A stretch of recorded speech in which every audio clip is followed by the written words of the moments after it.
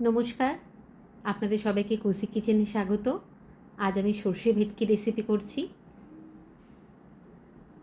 এই দেখুন কি সুন্দর হয়েছে। আর ভেটকি মাছ তো আমার ভীষণ প্রিয়। আমি জানি আপনাদের মধ্যেও অনেকেরই প্রিয়। মাছটাও বলছে আমি আর ছবি তুলব না, তাই উল্টে পড়ে গেল। তবে শুরু করা যাক। আমি মাছগুলোকে ভালো করে ধুয়ে নিয়েছি। মাছগুলোর মধ্যে আমি একটু হলুদ, একটু নুন আর একটু সর্ষের তেল দিয়ে ভালো করে মাখিয়ে নেব। ভালোভাবে আমি নুন আর হলুদগুলো মাখিয়ে নেব এপিট ওপিট করে। এইভাবে আমি করে নিচ্ছি। আমি একটা বাটিতে 3 চামচ কালো সর্ষে, 2 চামচ হলুদ সর্ষে, 2-3টে কাঁচা লঙ্কা আর একটা আমি গোটা টমেটো ছোটো বেটে নেব ভালো করে জল দিয়ে।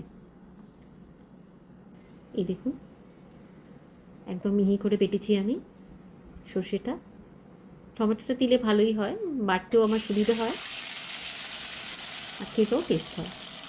আমি সর্ষের তেল ব্যবহার করছি। আমি মাছগুলো একে একে ভেজে নেব। মিডিয়াম ফ্লেমে আমি এখন মাছগুলো ভাজছি। তেলটা আমার প্রচণ্ড গরম হয়ে গিয়েছিল, উল্টে পাল্টে ভেজে নিয়েছি। হালকা করে ভেজেছি মাছগুলো, খুব লাল করে ভাজিনি। এইভাবে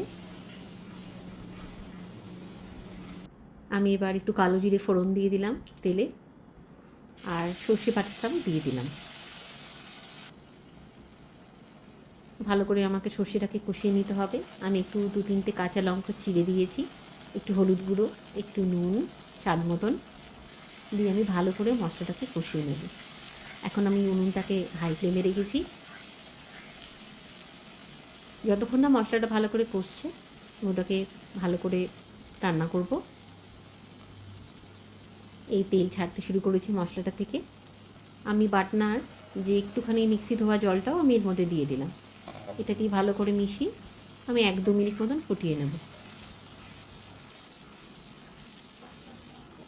খুব সুন্দর রঙ এসেছে। এবার আমি মাছগুলো ফুটতে শুরু করেছি, ঝোলটা মাছগুলো একে একে দিয়ে দিলাম।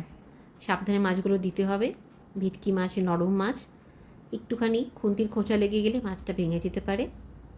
আমি 2-3 মিনিট ফুটিয়ে নিয়েছি। এবার আমি পরিবেশন করব। অবশ্যই রেসিপিটা ট্রাই করবেন। ভালো লাগলে লাইক, শেয়ার অ্যান্ড সাবস্ক্রাইব করবেন। সবাই ভালো থাকবেন। আবার পরে অন্য রেসিপি নিয়ে দেখা হবে। নমস্কার।